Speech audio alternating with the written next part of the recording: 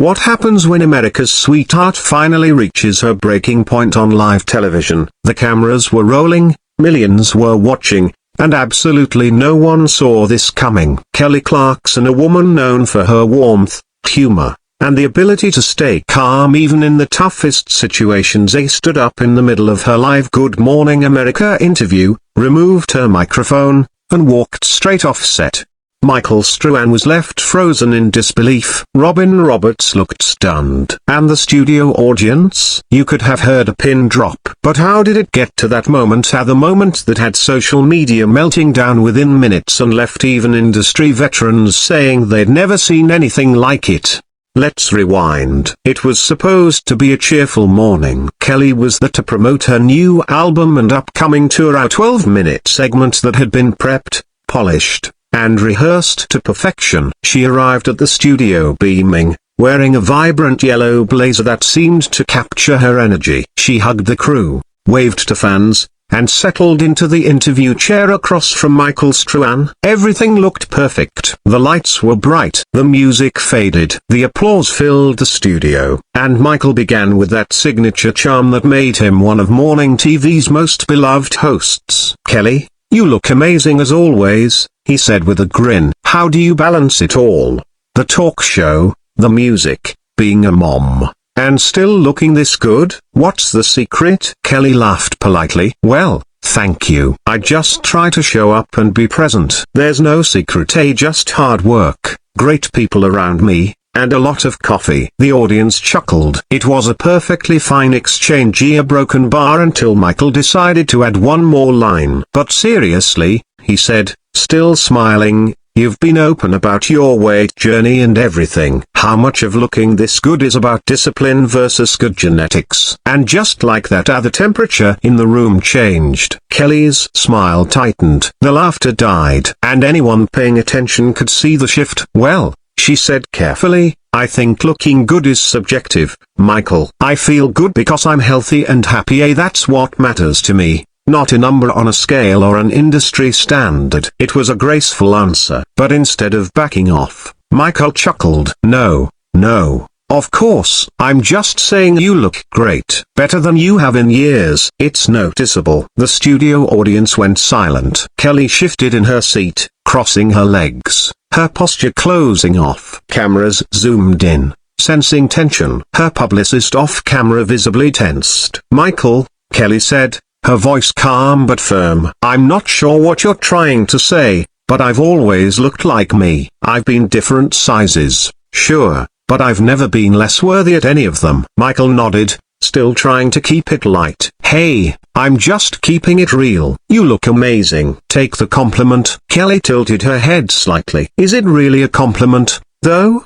Because what you're implying is that I didn't look good before. That I wasn't enough before." The air in the room felt heavy. Robin Roberts glanced up from her notes. Producers exchanged uneasy looks from the control room. Michael tried to laugh it off. "Come on, Kelly, you're being too sensitive." "I meant it in a good way." Kelly blinked slowly. "Too sensitive?" she repeated. "So, let me get this straight. You've spent the last few minutes talking about my appearance, and when I point that out, I'm the problem." "Kelly, it's just conversation," Michael said. "This is live TV." "I'm trying to be nice." "Nice," Kelly echoed. "Would have been asking me about my music, about the tour, about anything other than how I look. But you didn't do that, did you?" Robin jumped in, trying to steer the segment back on track. "Kelly, tell us about the tour. You've got some amazing cities lined up." But Kelly wasn't finished. "No, Robin," she said, "because this isn't just about one question." "Michael, do you know how many interviews I've done in my career?" "Hundreds." "And do you know how many times I've been asked about my body instead of my art?" "Too many to count." "And every time, I smile, I laugh it off, because that's what women are taught to do, to make men comfortable, even when they make us uncomfortable."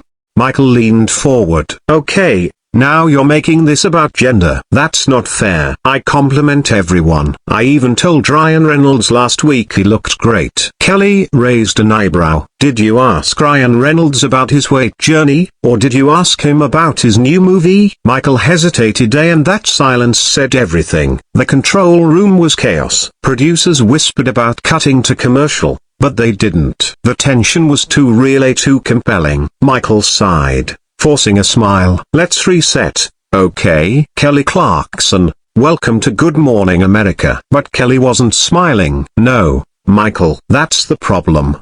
Every time something uncomfortable happens, we want to reset.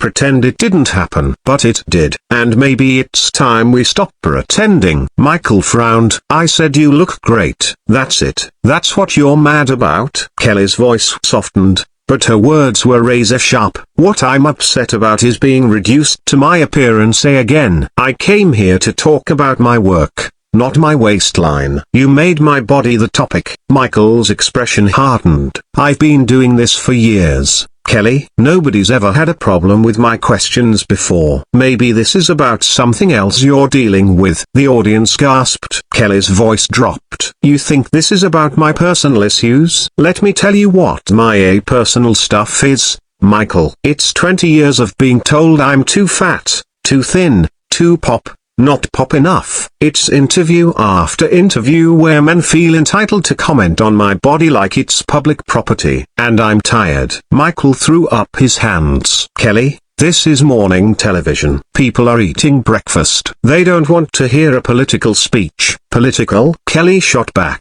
You think asking to be respected is political? That says everything. Michael shook his head. I think you came here looking for a fight. What better promo for your turn a viral moment on live TV? Kelly froze, disbelief washing over her face. Are you suggesting I planned this? That I came here hoping to be disrespected for publicity? I'm saying it's convenient, Michael replied. Come on, Kelly. You're smarter than this. That's when Kelly stood. The movement was sudden and final. The audience gasped. Her microphone wire tugged as she rose. Let me make something clear, she said, voice steady but trembling with emotion. I don't need a viral moment. I have a sold-out tour, a successful show, and a career I built from scratch. What I expected here was respect, and I didn't get it. Kelly, sit down, Michael said sharply. Don't tell me to sit down, Kelly replied immediately. You don't get to dismiss me and then order me to behave. Robin stepped forward,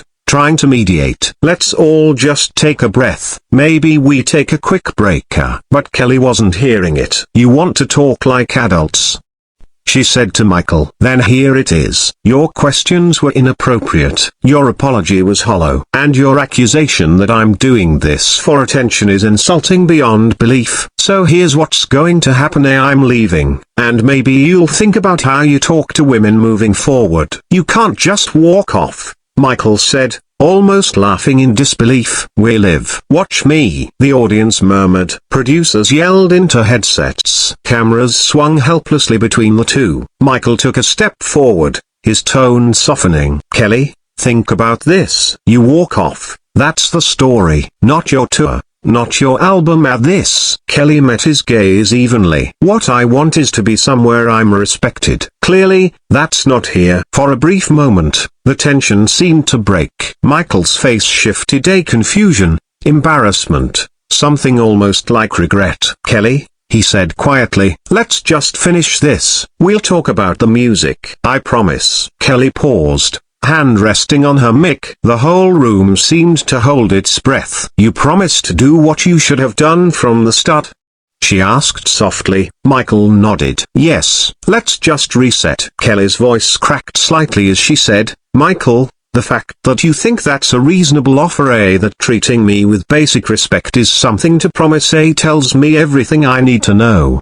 Michael exhaled. So you're really doing this? You're walking off my show? You're going to make me look like the bad guy? I'm not making you look like anything, Kelly said. You did that yourself. She unclipped her microphone, placed it gently on the chair, and began to walk away. Michael turned toward Robin and muttered, this is insane. She's overreacting. I gave her a compliment. Kelly stopped mid-step. She turned back, calm but resolute. "That right there," she said, pointing at him. "That's the problem. You still don't get it. You still think this is about me overreacting instead of you needing to do better. And until that changes, nothing will." Michael threw up his hands. "Okay, then educate me, Kelly. What should I have said? How should I have done this interview?" Kelly took a step back toward the cameras, not to sit down but to make sure every viewer heard her next words. "You should have said, 'Hey Kelly, your new album is incredible, tell us about it.' Or, 'Hey Kelly, your tour sold out in minutes, say what's next for your fans.' Or maybe, 'Hey Kelly, you've built an empire in music and television, how do you keep growing?' You should have said anything that acknowledged my work, my talent, my humanity, not how I look in a yellow blazer." Michael's face flushed. "If you'd been patient, I would have asked about all of that." "It's called small talk." "Commenting on a woman's body isn't small talk," Kelly said. "It's a minefield. And the fact that you don't know the difference is exactly why we're here." Robin tried one last time to calm things. "Kelly, these are important conversations. Maybe we continue them after the show, privately." Kelly turned to her gently. "Robin, I appreciate that. I really do. But having this conversation off camera is how nothing ever changes. Because backstage conversations don't make people accountable, they protect the people who caused the problem." Michael crossed his arms. "So that's what this is, making an example out of me?" Kelly shook her head. This is about drawing a line. For myself, for my daughters, for every woman who's ever had to smile through being diminished." And with that, she turned, waved briefly to the stunned audience, and walked off the Good Morning America set live on national television. For several seconds, no one spoke. Then Robin, the consummate professional, faced the camera. "We'll be right back after this short break," she said, her voice calm but her eyes wide. As the screen faded to commercial, Michael sat frozen, staring at the empty chair across from him at the place where one of America's most beloved artists had just decided she'd had enough. That moment, within minutes, went viral. Clips flooded social media. Hashtags exploded. Half the internet praised Kelly for standing her ground. The other half debated whether she'd overreacted. But one thing was undeniable: the conversation she started that morning was bigger than any album promo or interview. It was about respect. It was about boundaries. And it was about the moment Kelly Clarkson reminded the world that even America's sweetheart has a breaking point.